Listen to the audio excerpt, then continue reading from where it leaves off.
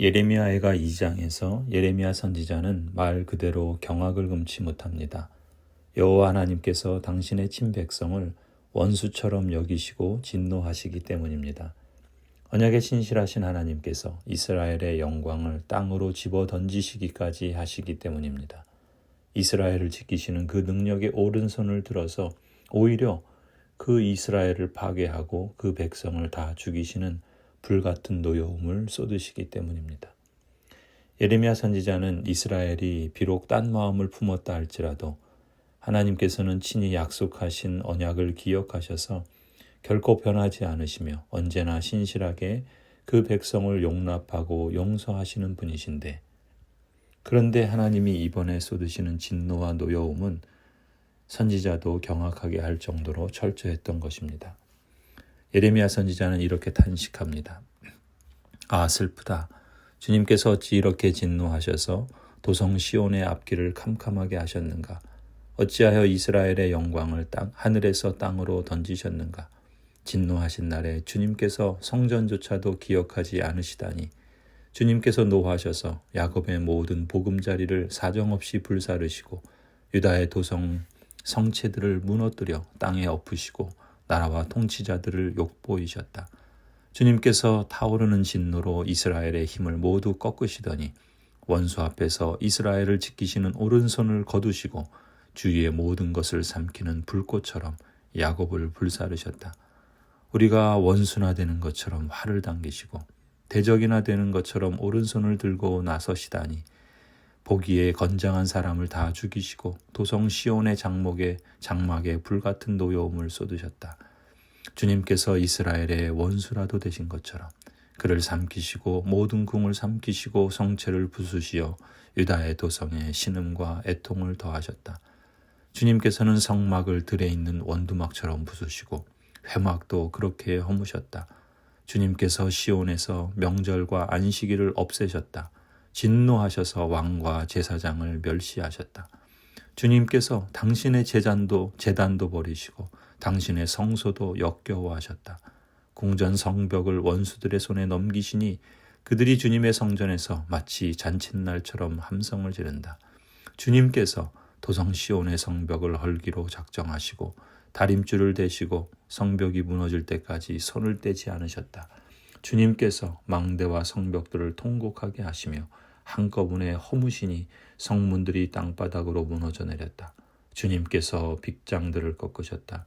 왕과 지도자들은 문민족 가운데로 흩어지고 율법이 없어지고 예언자들도 주님께 계시를 받지 못한다.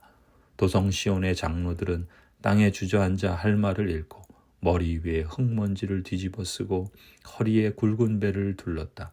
예루살렘의 처녀들은 땅에 머리를 떨군다. 예레미야 선지자가 이토록 경악하는 데에는 언약에 신실하신 하나님께서 은총을 베푸시고 친히 영원한 언약을 맺은 바로 그 언약 백성을 버리셨다는 것이 불합리하다고 여겨졌기 때문일까요? 그렇습니다. 하나님께서는 인간들이 수백 번 딴 마음을 품었다 하더라도 결코 변하지 아니하시며 언제나 신실하게 우리를 대해 주시는 하나님이십니다. 우리는 하나님께서 세우신 영원한 언약이 인간의 공적에 의해 만들어진 것이 아님을 잘 알고 있습니다. 따라서 하나님께서는 인간이 아무리 변한다 하더라도 당신의 목적을 계속하시며 아브라함에게 언약하신 약속을 폐지하지 않으십니다. 하지만 이제 예루살렘이 완전히 폐허가 되었다는 것은 예레미야 선지자에게조차 하나님의 언약도 돌이킬 수 없을 정도로 깨어졌다는 것으로 여겨졌기에 경악할 수밖에 없었습니다.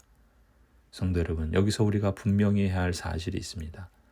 우리는 예레미야 선지자가 하나님의 신실하심이나 불변하심을 무효로 한 것이 아니라 게으름 속에서 무감각해진 언약 백성들의 주의를 환기시키려 했음을 주목해야 합니다. 이스라엘 언약 백성들은 극심한 재앙에 눌려 있음에도 불구하고 그들의 사악함은 더욱더 강팍해지기만 했기 때문입니다. 예레미야 선지자는 하나님께서 성소마저도 용서하지 않으시고 이스라엘의 영광을 땅에 내던지시기까지 하실 정도라면 하나님께서 이토록 분노하실 정도로 언약 백성들의 죄와 게으름과 만연된 부패와 우상숭배가 얼마나 컸던가를 언약 백성들에게 보여주고자 한 것이죠. 하나님께서 이렇게까지 행하실 때는 당신의 거룩한 이름이 이방인들에게까지 수치를 당하더라도 감수하시겠다는 의지를 보이시는 것입니다.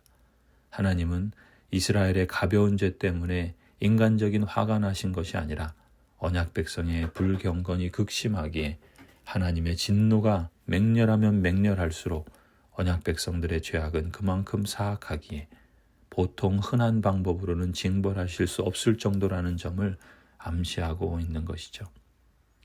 그러므로 마음속으로 겸손해져서 상하고 통회하는 마음으로 하나님께 나아가 하나님께 바치는 사람 외에는 진정으로 하나님을 부른다는 것이 불가능한 일이었습니다. 따라서 예레미야 선지자가 이렇게 경악하며 단식하는 것은 당시 거의 모든 언약 백성 사이에 만연된 강팍함을 깨닫고 인정하게 하려는 것이었습니다. 성도 여러분, 언약 백성이라 할지라도 게으름과 악이 만성화되어 그 몸에서 고약하게 썩은 냄새가 나고 그 집에서 부패한 냄새가 떠나지 않을 때에는 단순히 세수하는 정도로 보수하는 정도로 그칠 문제가 아닙니다.